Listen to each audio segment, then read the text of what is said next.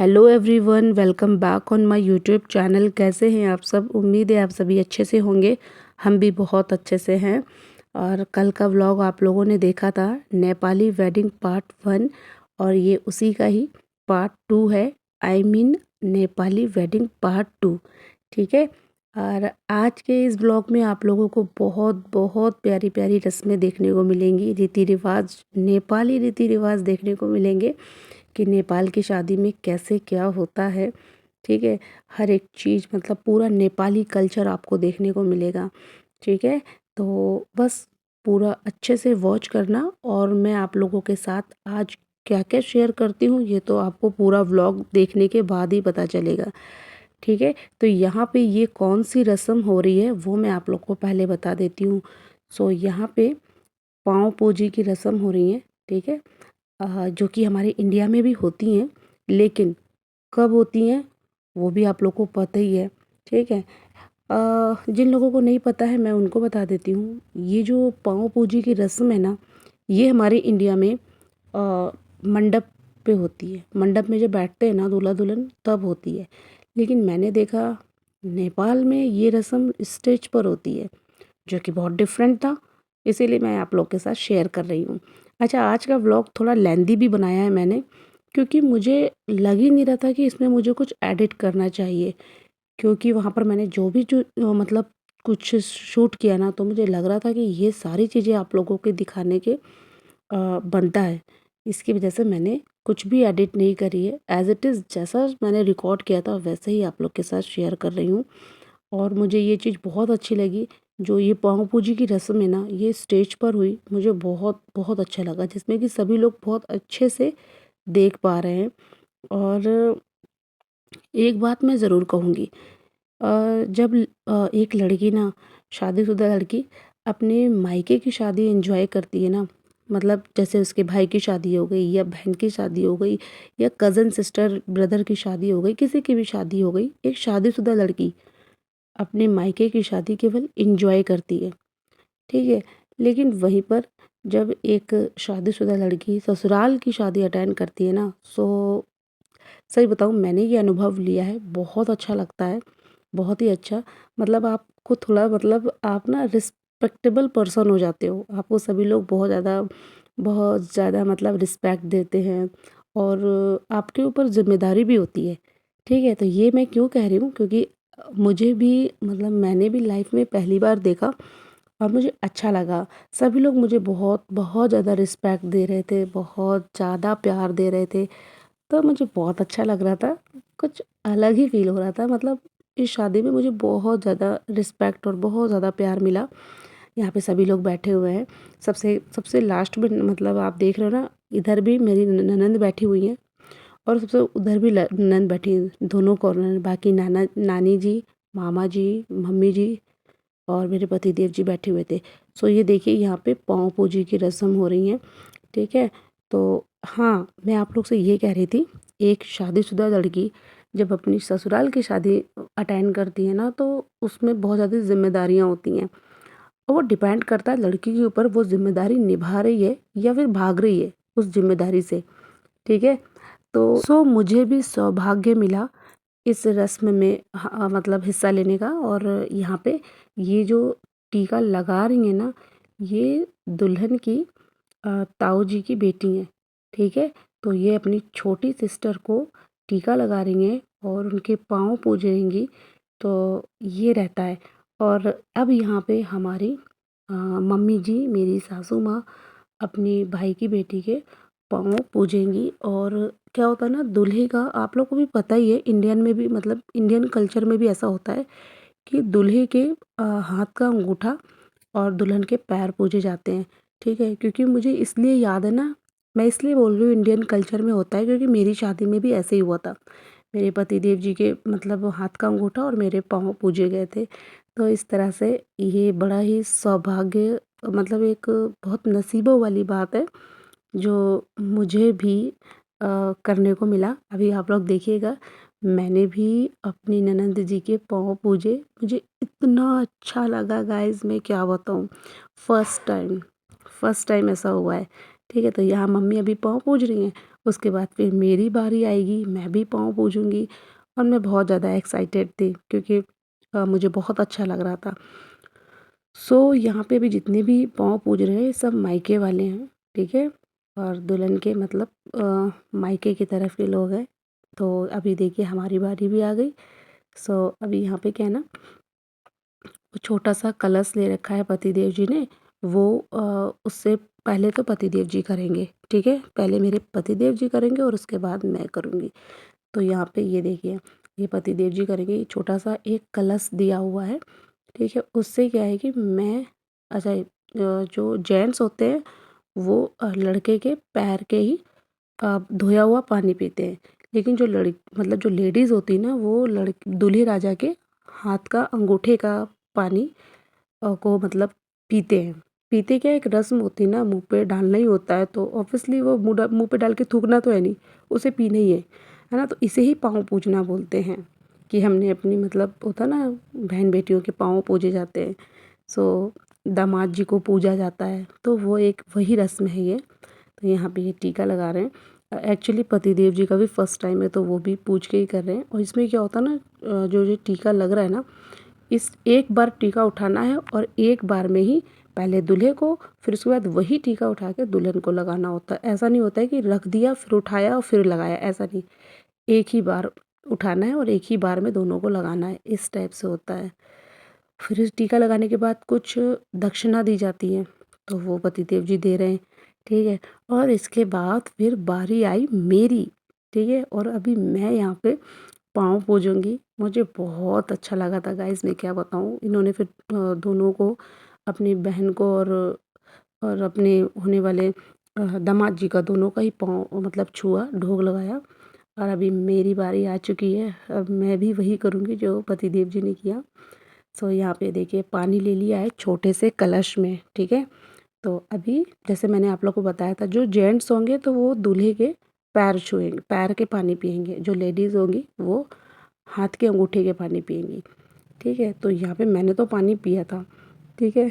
मुझे बहुत अच्छा लगा था और मैं इसको अपना एक नसीब ही मान रही थी। एक कन्या के पाँव को पूजना बहुत बहुत नसीबों की बात है।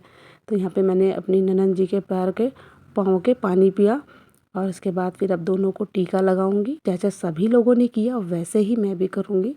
और इतने लोगों को मैं देख चुकी थी तो मैं समझ चुकी थी कि कैसे करना है। और जो ये टीका लगाने का तरीका है, हमारे यहाँ भी ऐसे ही लगाया जाता है। दशहरे के टाइम पे ऐसे ही लगाया जाता है, मतलब एक बार उठाते हैं और एक बार में ही दोनों मियाँ बीवी को लगाना होता है, बार बार नहीं उठाया जाता। एक बार में दोनों को कंप्लीट किया, फिर दूसरी बार उठा के फिर दूसरे को दूसरी बार में कंप्लीट किया, इस तरह से लगाना होता है। तो यहाँ पे टीका लगाने के बाद और पाँव पूजने के बाद दक्षिणा दिए और उसके बाद दोनों को ढोग लगाया, ठीक है? तो ये तो हो गई पाँव पूजने की रस्म, ठीक है?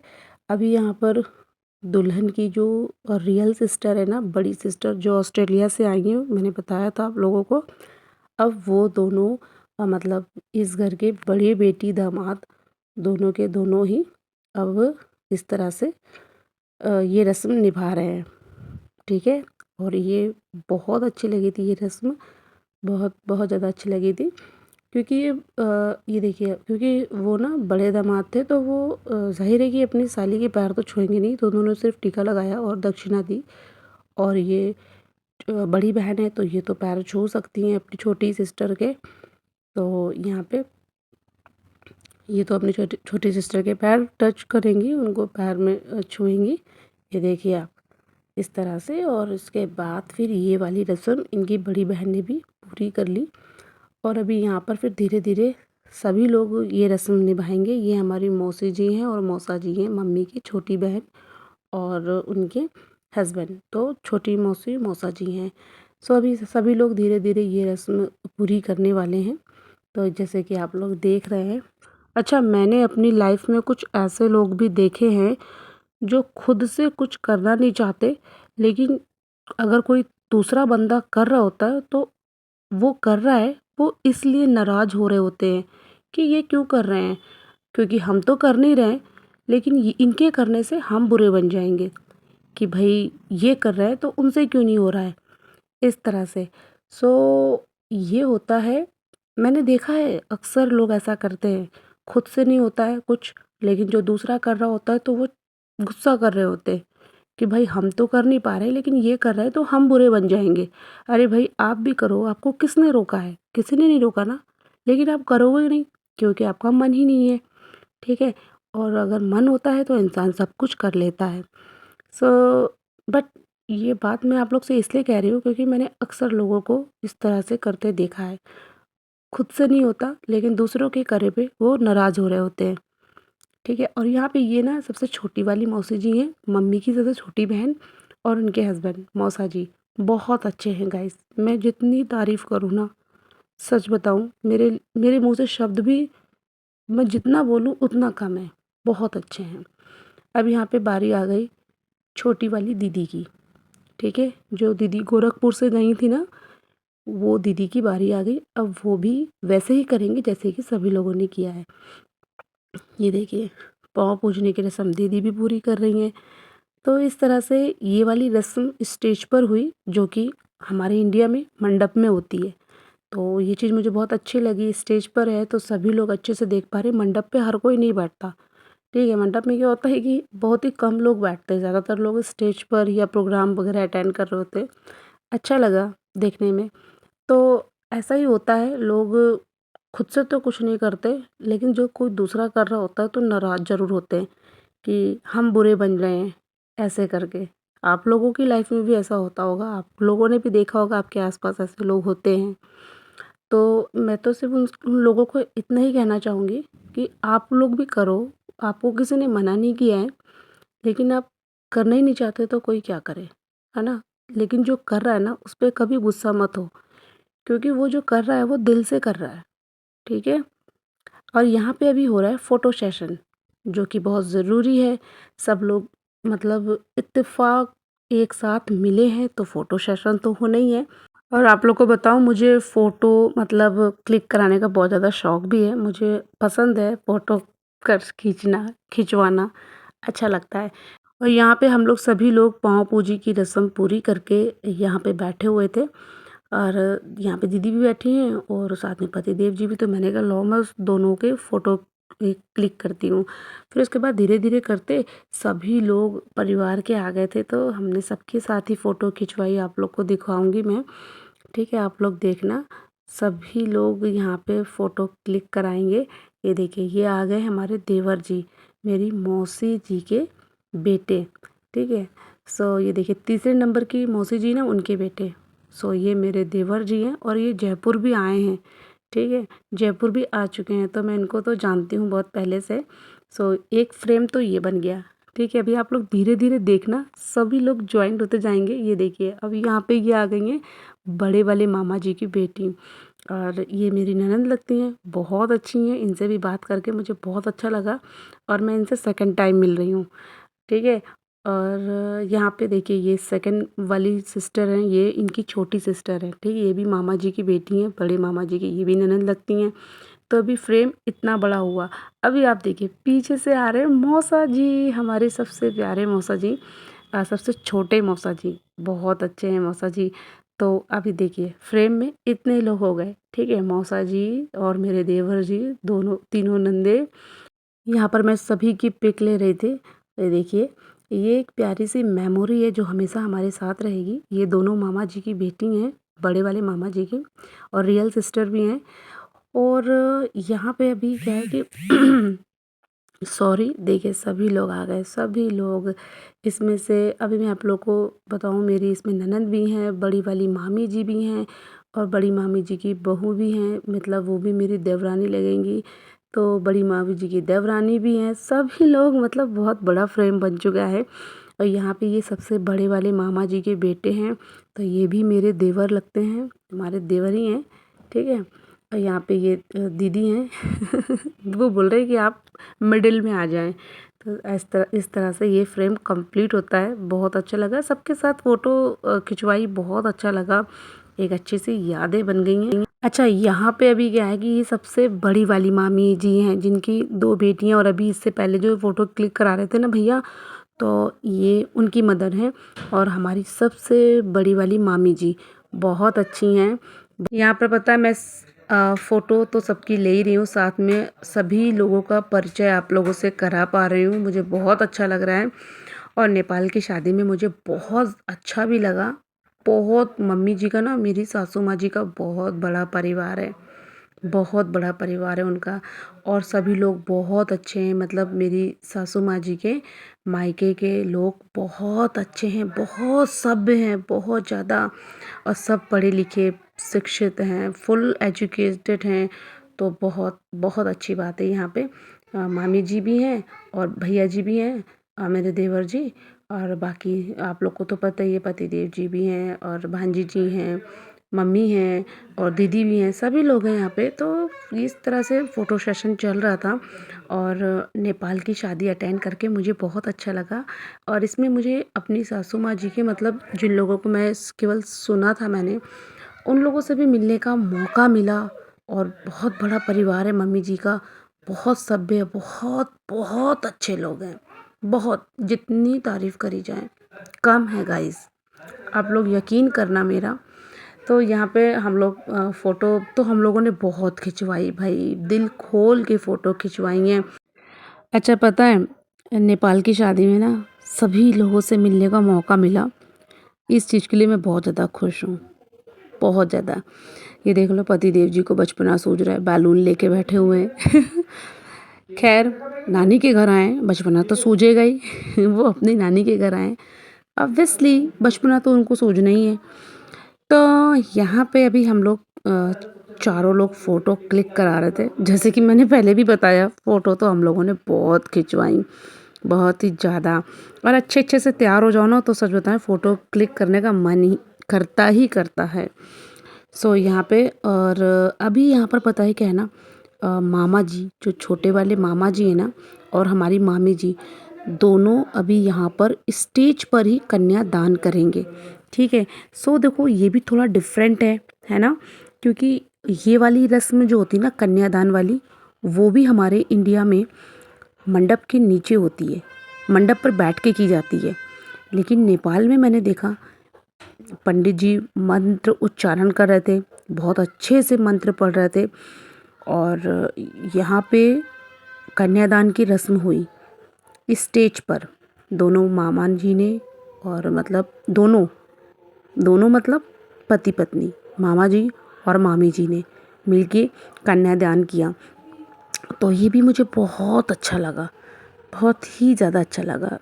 सच बता रही हूँ, इतने अच्छे से मंत्र भी सुनने को मिल रहे थे, बहुत अच्छा लगा। और यहाँ पे क्या है, मेरी शादी में जब पंडित जी ने ऑब्वियसली मंत्र तो पढ़े ही होंगे, लेकिन उस समय मैं थोड़ा सा, मतलब किसी और जोन में थी।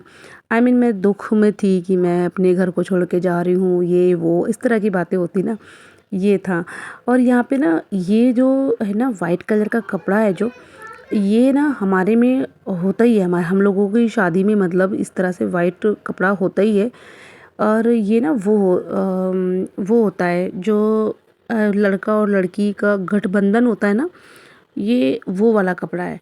ठीक है, गठबंधन वाला कपड़ा है। इसमें कुछ पैसे वगैरह रख के बांध देते हैं और उसके बाद यही कपड़े से दोनों लोग, मतलब होने वाली पत्नी और होने वाले पति, दोनों ही, दूल्हे राजा दुल्हन दोनों ही के कंधे में होता है। ये वो वाला कपड़ा है, गठबंधन वाला कपड़ा। ठीक है, तो आप लोग समझ ही गए होंगे मैं क्यों इतना डिटेल में समझा रही हूँ, पता नहीं। तो ये गठबंधन वाले कपड़े हैं, जिसको यहाँ पे देखिए, ये पंडित जी है जिन्होंने हाथ बीच में आए हुए हैं ना, वो पंडित जी हैं। देखिए यहाँ पे गठ, इसकी मतलब गांठ बांधी जा रही है, इसलिए गठबंधन बोलते हैं। अब यहाँ पे मामा जी बैठे हुए हैं नीचे, और यहाँ पे वो अभी करेंगे कन्यादान। तो इस तरह से बाकी जो आप लोग यहाँ पे देख रहे हो ना, हंसी मजाक चल रहा है, वो क्यों चल रहा है ना, इस मतलब गठबंधन में टाइट से गांठ लगाई जाती है, क्योंकि बाद में इस गांठ को खोलना भी होता है। तो ये तो अब मेरे ख्याल से लड़की के साथ उसके ससुराल ही जाएगा गठबंधन, और वहीं जाके खुलेगी। तो इसीलिए इसको टाइट से बांध रहे थे और सभी लोग हंस भी रहे थे। सो ये चीज़ है। और यहाँ पे ये देखिए, मामी जी, सॉरी, मौसी जी है ना, वो दूब ले रही थी। ठीक है, क्योंकि वो पानी के छींटे लगाने होंगे ना, इसकी वजह से। और यहाँ पे आप लोग को कैसा लग रहा है? मैंने अभी तक तो आप लोग से पूछा ही नहीं, यहाँ तक आप लोगों ने देख लिया शादी, आप लोग को कैसा लग रहा है? और आई होप आप बहुत एंजॉय कर रहे होंगे, आप लोग को भी कुछ डिफरेंट देखने को मिल रहा है। तो देखिए इस तरह से होता है कन्यादान। आप लोगों को कन्यादान तो सेम ही है, वैसे ही है जैसे सभी में होता है, सभी हिंदू धर्म में होता है ना, बस ये वैसे ही है। लेकिन ये है कि कुछ कुछ तो डिफरेंट है, ठीक है। तो देखिए ये इस तरह से ये मामी जी हैं ना, जो ऊपर से जल दे रही हैं ना, वो मामी जी हैं, ठीक है। और नीचे जो हाथ लगाए हुए हैं वो मामा जी हैं। तो दोनों ही इस तरह से कन्यादान का यहाँ पे कार्यक्रम चल रहा है। कैसा लगा आप लोगों को? बताया नहीं आप लोगों ने अभी तक? बताना कमेंट करके ज़रूर। और यहाँ पे अभी भाई हम लोग आ गए हैं लंच करने। और पता है ना, खाना तो इतना टेस्टी था, इतना टेस्टी था शादी का खाना। अमूमन मुझे शादी के खाना मतलब खा लेती हूँ, लेकिन पेट नहीं भरता शादी के खाने से। बस घर वाले खाने की बात नहीं होती, लेकिन ये जो खाना था ना बिल्कुल घर के जैसा था, और इतना टेस्टी था, मत पूछो। और पता है हम लोग ने दोपहर का लंच भी यहीं किया, क्योंकि सुबह की शादी है तो दोपहर का लंच यहीं हुआ था। और रात तक शादी चली तो भाई रात का डिनर भी यहीं हुआ। मतलब कि यहाँ की शादी में मतलब 2 बार नाश्ता खाना बन जाता है। एक तो लंच, दूसरा डिनर। जैसे हमारे इंडिया में क्या होता है ना, डिनर चलता है और सुबह का नाश्ता चलता है ना?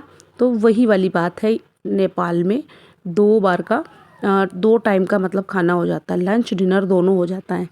अपने इंडिया में डिनर और ब्रेकफास्ट होता है ना? सो वही है, खाना बहुत टेस्टी था। बाद में हम लोग यहाँ पे वो दही और बूंदी होती है ना, बहुत ही छोटी छोटी बूंदी होती है, जिसको कि यहाँ पर अभी मुझे याद नहीं आ रहा है, शायद नुक्ती बोलते क्या बोलते पता नहीं। वही हम लोग एंजॉय कर रहे थे, बहुत अच्छा लग रहा था दही के साथ में बूंदी। और अभी हम लोग आ चुके हैं बाहर, ठीक है। तो बाहर आके बैठे हैं और सभी लोग, और अभी यहाँ से अभी कार्यक्रम शुरू होगा मंडप वाला। मंडप में क्या क्या कार्यक्रम होते हैं ना, वो होंगे। तो वो मैं आप लोगों को दिखाऊंगी थोड़ी ही देर में, बस आप लोग जुड़े रहिएगा पूरे व्लॉग में। और हाँ, अभी तक मैंने आप लोगों से बोला ही नहीं, अगर आपको व्लॉग पसंद आ रहा है, नेपाली वेडिंग आपको पसंद आ रही है, तो प्लीज़ प्लीज़ लाइक छापिए ना, प्लीज़ लाइक छाप दीजिए, मेरी रिक्वेस्ट है। और कमेंट करके बताना आपको नेपाली वेडिंग व्लॉग कैसा लगा, ठीक है। और शेयर भी करना अपने दोस्तों के साथ, ताकि वो भी देख पाए नेपाली वेडिंग कैसी होती है। फैमिली मेम्बर के साथ, जिसके साथ आपका मन करे उसके साथ शेयर कर देना। और सब्सक्राइब करना, क्योंकि इसी तरह से बहुत अच्छे अच्छे व्लॉग आने वाले हैं नेपाल के। आप लोगों को बहुत मौज मस्ती देखने को मिलेगी हमारी। तो प्लीज़ चैनल को सब्सक्राइब करके बेल नोटिफिकेशन को ऑन कर लीजिएगा, जिससे कि आपके पास आने वाली हर लेटेस्ट वीडियो की नोटिफिकेशन बराबर मिलती रहे। और यहाँ पर अभी जो आपको बिल्कुल सेम कलर की साड़ी में दिख रहे हैं ना, ये मतलब दुल्हन के दोनों बेस्ट फ्रेंड हैं, ठीक है। तो अच्छा, मैं एक बात आप लोग से कहूँ कि मुझे पूरे व्लॉग में वॉइस ओवर क्यों करना पड़ रहा है? इसलिए करना पड़ रहा है ताकि मैं आप लोगों को अच्छे से समझा सकूं कि यहाँ पे इस टाइम पे ऐसा क्या हो रहा है। अच्छा, ये मंडप मुझे इतना पसंद आया, वहाँ पे मंडप बहुत अच्छा बनाते हैं नेपाल में। घर पर भी एक बना के रखा हुआ था पूजा के लिए, बहुत अच्छा था। देखिए मतलब केले के पेड़ के ही बना के रखे थे, और उसमें केला भी, फल भी लटकता है, तो बहुत अच्छा लगा मुझे। और यहाँ पे हम लोग दूल्हे राजा जी के साथ में फ़ोटो सेशन कर रहे थे, क्योंकि हमें दूल्हे राजा मिल गए यहाँ पर। क्योंकि अभी मंडप का कार्यक्रम होगा तो थोड़ी देर के लिए दुल्हन रेडी होने गई थी, और यहाँ पे हमें दूल्हे राजा अकेले मिल गए अपने दोस्तों के साथ, आई मीन। तो हम लोगों ने बोला भाई दूल्हे राजा जी हम लोगों के साथ फ़ोटो सेशन करवा लीजिए। तो वो यहाँ पे हमारे साथ में, भैया अभी देखो आज के वो मतलब सुपर डुपर हीरो है, तो भाई उनके साथ हम लोगों ने फ़ोटो सेशन कराई। बाकी हम यहाँ पे पूरा रिजॉर्ट घूमने निकले थे, क्योंकि अभी थोड़ी देर के बाद मंडप का कार्यक्रम शुरू हो जाएगा, वहाँ पर हम लोग बैठेंगे। उससे पहले हम लोगों ने सोचा कि चलो क्यों ना पूरे रिजॉर्ट का एक मुआयना लिया जाए, तो हम लोग वही घूमने के लिए निकले थे। देखिए आप लोग रिजॉर्ट कितना बड़ा है, ठीक है। और इसमें झूले वगैरह भी लगे थे बच्चों के लिए। तो हम लोग यहाँ पर आ गए, फ़ोटो सेशन भी कर रहे हैं, साथ में घूम भी रहे हैं। और हाँ, मुझे वॉइस ओवर इसलिए भी करना पड़ रहा है क्योंकि यहाँ पर साउंड आई मीन म्यूज़िक चल रहा था, और हिंदी सॉन्ग भी चल रहे थे, नेपाली सॉन्ग भी चल रहे थे। और मैं नहीं चाहती सॉन्ग की वजह से कोई प्रॉब्लम हो जाए चैनल पर, इसकी वजह से मैंने यहाँ पे वॉइस ओवर किया और आप लोगों को अच्छे से सारी चीज़ें बता सकूँ, इसलिए भी वॉइस ओवर कर रही हूँ। तो वॉइस ओवर करने की 2 वजह है, क्योंकि मैं इसलिए बोल रही हूँ, मेरे को किसी ने बोला था, भाई आप वॉइस ओवर क्यों करते हो?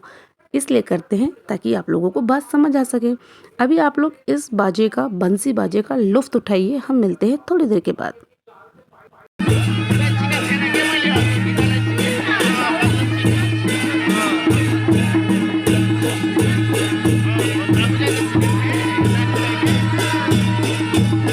अच्छा जी, मैंने सोचा कि यहाँ पे आप लोगों को फटाक से एक बात बता दूँ, जो ये संगीत का आप लोग लुफ़्त उठा रहे हैं, ये संगीत नेपाल का बहुत ही फ़ेमस और ट्रेडिशनल है, ठीक है? तो आप लोग इसका लुफ़्त उठाते रहिए, बहुत बहुत फ़ेमस है ये यहाँ का बंसी बाजा।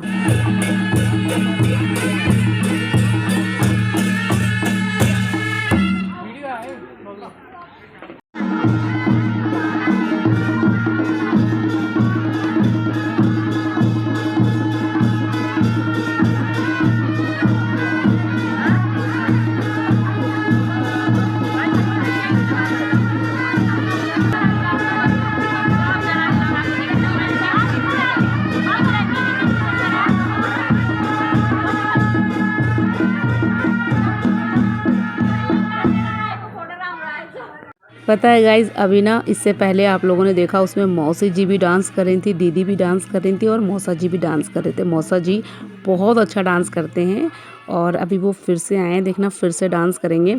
अच्छा, इस ब्लॉग का मैं 3rd पार्ट बनाने वाली हूँ। ऑब्वियसली ये व्लॉग बहुत लेंथी हो गया है, अगर इससे ज़्यादा आपको शेयर किया ना तो व्लॉग बहुत ज़्यादा लेंथी हो जाएगा, जो मैं बिल्कुल नहीं चाहती। तो देखो मौसा जी क्या चक्का डांस कर रहे हैं ना। और हाँ, पता है आज के व्लॉग को लेंथी मैंने इसलिए भी मतलब एडिटिंग कुछ नहीं करी, क्यों? क्योंकि मुझे नहीं लग रहा था इसमें कुछ कट करना चाहिए। हर एक चीज़ आप लोग के साथ शेयर करना चाहिए, मुझे ऐसा लग रहा था, आप लोग को पता होना चाहिए। और कल का व्लॉग ज़रूर वेट करना, उसमें बाकी आगे की रस्में हैं वो आप लोग देखिएगा, मंडप की रस्में बाकी हैं। मिलती हूँ कल के व्लॉग में, तब तक के लिए बाय बाय।